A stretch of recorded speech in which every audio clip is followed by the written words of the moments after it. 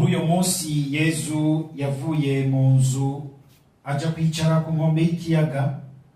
Abanyamahanga bakoraniye iruhande yiwe, araheza aja mu bwato, ishengero naryo riguma ku nkombe.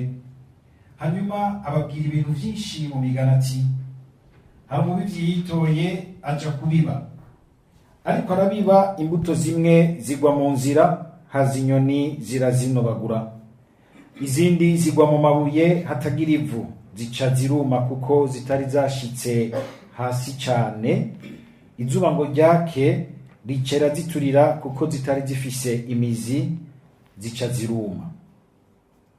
Izindi mbuto zigwa mu mahwa, ngo zimare gukura arazizinga.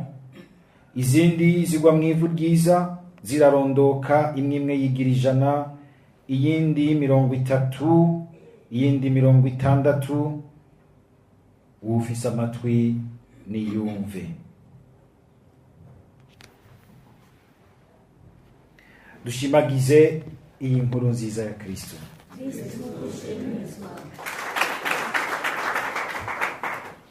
Tubandanye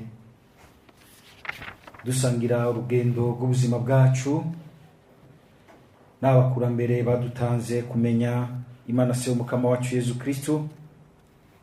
Mu rugendo bagize rw'ubuzima bwabo, urugendo rudasanzwe ruri mw'isiguro ikomeye cyane yibukiriza urugendo natwe rwacu dusangira nk'umuryango w'abana b'Imana, tugiwe imbere na Musa mushasha ari we Yezu Kristo, tugenda tugana igihugu c'uburuhukiro Yerusalemu yo mwijuru, ariko tukagenda turatera intambwe ku yindi, tukagenda turatera imbere.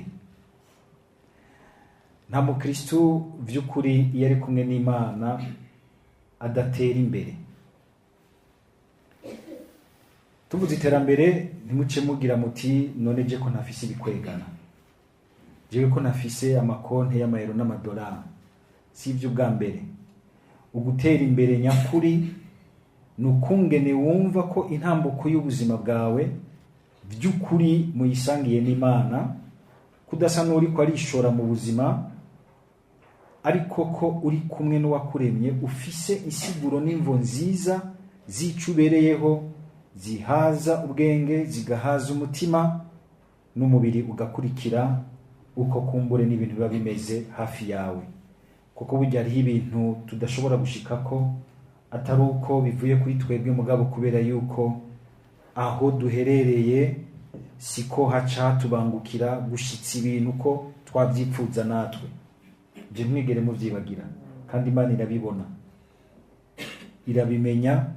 Nico gituma mbere iheza ikazira twunganira kugira ngo aho tudashobora gushika izira hadushikana. Ibi twita l'environnement existentiel. Ariko usanga umenga umuntu ariko twamutsaba ibintu adafitiye ubushobozi kubera yuko aherereye ntibiharinganije ku buryo yoshobora gushika kuri iyo ntambwe. Ariko icyo nagomba ko tuzirikanamo na cyane ni ugusubira kugaruka tugatangarira ingene Imana igendana natwe mu buzima bwacu. Hari urugendo nk'uru natwe twatanguye twarabizirikanye muri iyo minsi. Turutangura natwe duciye mu kiyaga gitukura. Sinavuga ko cyari kiyaga gitukura, mugabo duciye mu mwuhagiro w'Imana w'ibatisimo. Abakurambere b'Eklezia nibo kurya kuntu abanyisirayeli baciye mu kiyaga gitukura, babizirikanyemwo nk'ibatisimo muri co Imana isize ivya kera byose byo mu Misiri. Nakujya kuntu abanyamisiri bagwamwo, nukuvuga ngo ntihagire ibintu byo mu buja bwo mu Misiri mujabukana hakujya, bisigare mu kiyaga nk'ibipfiriye mu kiyaga. Ubuzima bwa kera bwo kujakarira Faraoni n'abiwe busigare hariya. Fata urugendo rushasha. Musi batisimu vyari ivyo ubuzima bwa kera, tubusiga hariya muri y'amazi y'Ibatisimu, tuzukana na Yezu mu buzima bushasha, mu rugendo rushasha n'Imana. Utuja imbere si Musa, ni Yezu Kristo. ijambo ryiwe rigaheza rikatubera ingingo igenda iradukomeza kandi tugenderako. Ariko icyo nagomba ko tuzirikana gatonya ngaha nuko kungene vyashitse ngo barasonza, kandi barasonza Imana irabireka. Atari uko umenga yashaka kubarekerana gusonza, mugabo ishaka kubamenyereza kumva yuko niyibabeshejeho niyibatunze, niyibabeshejeho niyibatunze, kandi ko yoyo ishaka kubagaburira atari indya y'umugayo, mugabo indya y'abana bayo. Niko ntigizwe n'ibitunguru n'ibipwaro, mwumvise ibintu bidogera, ibitunguru, ibipwaro, ibinyama, ibifi vyiza, ibikoko nyene bimwe bica ibibatsi, cyangwa ubukwavu nibwo bugezweho uyu munsi.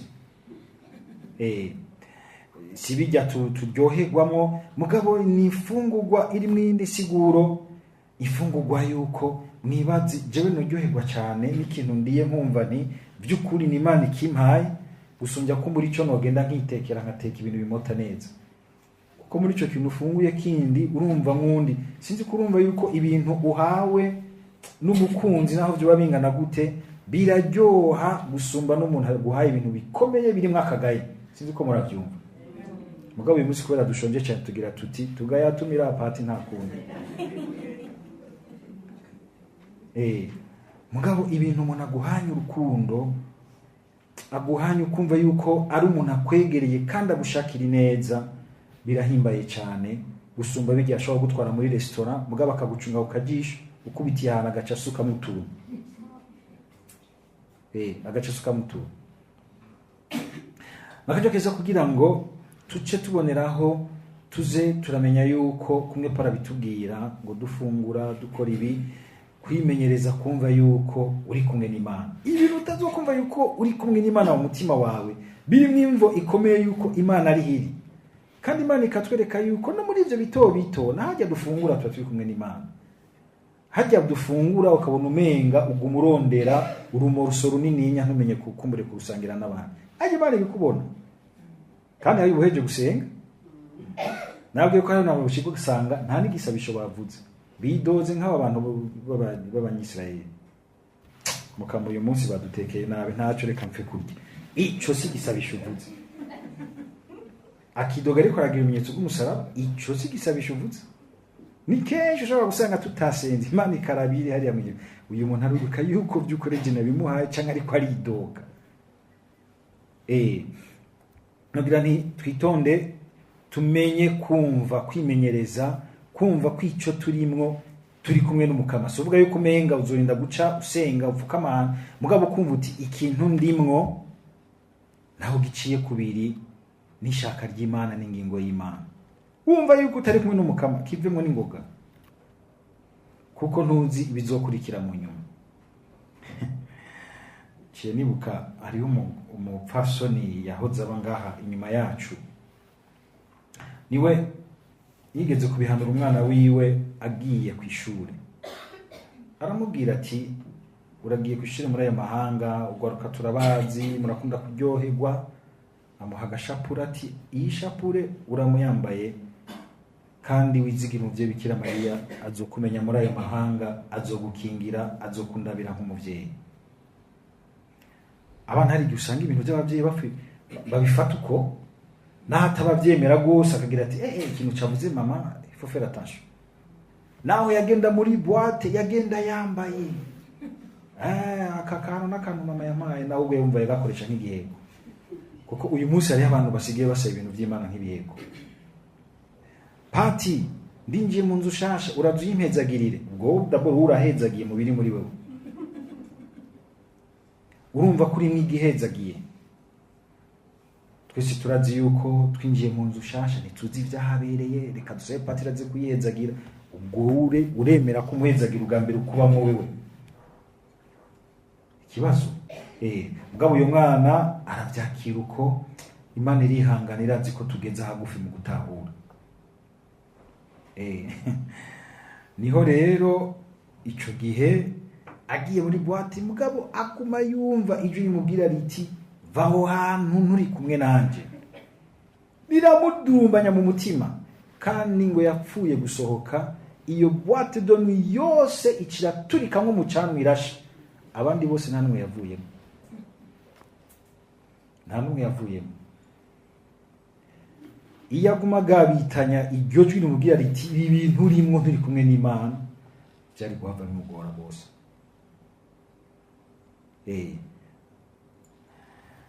Niho rero nagira nti kumva yuko mu rugendo rw'ubuzima bwacu umukama turi kumwe, tutari kumwe tukagira tuti mukama ibintu sindakumvamo.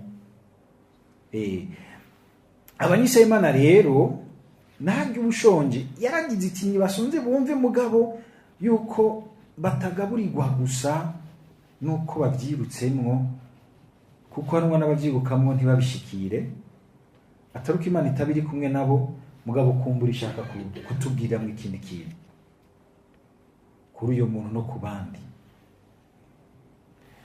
Imana ikagira iti ndabe ko bamenya kugamburuka, ndabe ko bamenya kwizigira ko turi kumwe. Ibintu byose bidushikira tugakehanirwa n'iki na kiriya, ntitwihutire kwidoga. Hakwidoga pfuma witura Imana. Sinzi ko mumaze iminsi mwumviriza neza ibisomwa biza biraducapurira imice itatu y'abantu. Ubwa mbere hariho Imana ku ruhande rumwe, ubwa kabiri hariho Musa, ubwa gatatu hariho igihugu. Musa ukamenga uko kwegera Imana biramutuma agira icyo twita mu Gifaransa longueur d'avance mu gutahura ibintu, kandi ukabona abitahura atabitahura nk'umuntu umenga arasize igihugu ciwe, ariko akabitahura nk'utegerezwa gufasha igihugu c'Imana gutahura inzira y'Imana. Aragenda imbere y'Imana ikamutahuza, akagaruka mu gihugu c'Imana kugira ngo agifashe. Mbere n'Imana ikazira mu murera imumenyesha yuko ico gihugu ari gwiwe nawe, bosangira umwitwarariko Imana igifiseko. Musa iyo rugeranye ko ukabona yuko nawe nyene inyama zisha mu nda, ariko akagenda kwitura Imana ntiyidoga, mugabo nyene karamucemo nk'umuntu rimwe aridoga. Imana ikimubwira iti widoze Musa, kiriya gihugu ntacyo uzobona, ntacyo uzokwinjiramo, uzokibona mugabo ntacyo uzokwinjiramo. Harimo indi siguro, imyidogo yacu iratubuza gushika ahantu hamwe hamwe, iratuvunagura, iradutwara ukwizigira Imana, ukwizigira abandi, ukwizigira na twebwe nyene, tugasigara umenga tugenza umutwe nk'uruyuzi, tutumva neza iyo tuva niyo tuja. Pfuma witura, nta numwe atababara, ugapfuma witura umukama akagufasha kuzirikana no kubona kumbure inzira ushobora kujanamwo kugira ngo ushikire inyishu nziza. Inyishu atari bimwe twibwira bikagaruka kudufata mu kanigo, ahubwo inyishu idufasha gushika ku kindi ciza kumbure tutabona neza kubera twuzuye umwitwarariko n'umwidogo, bigatuma tutabona neza iyo turiko turaje. Musa akagira ati igihugu kiremerewe, kagira kiti subire mu buja mugabo ndonke ibintu, subire mu buja mugabo ndonke ibintu.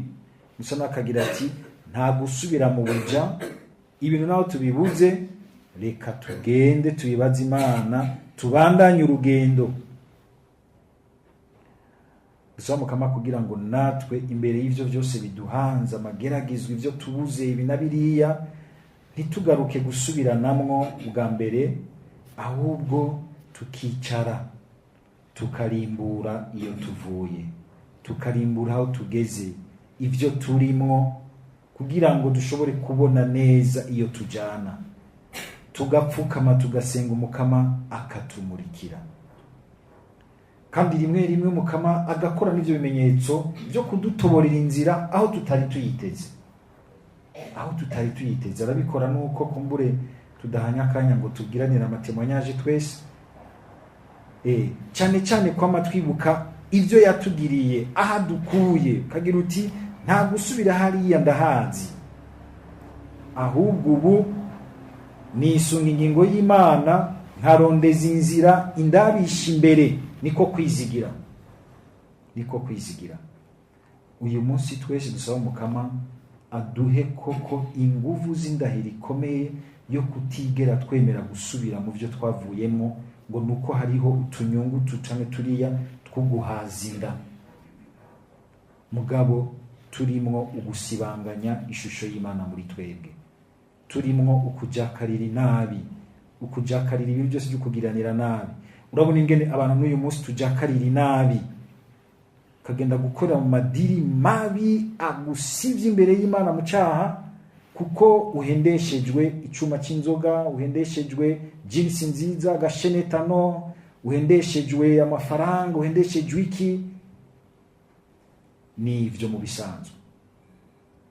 Mukama duha inguvu zo kurinda, ni wagira ico uriye, ni wagira ico winjije mu buzima bwawe, ntibinjya y'umugayo, ahubwo ibifungurwa y'Imana, ifungurwa y'abana b'Imana.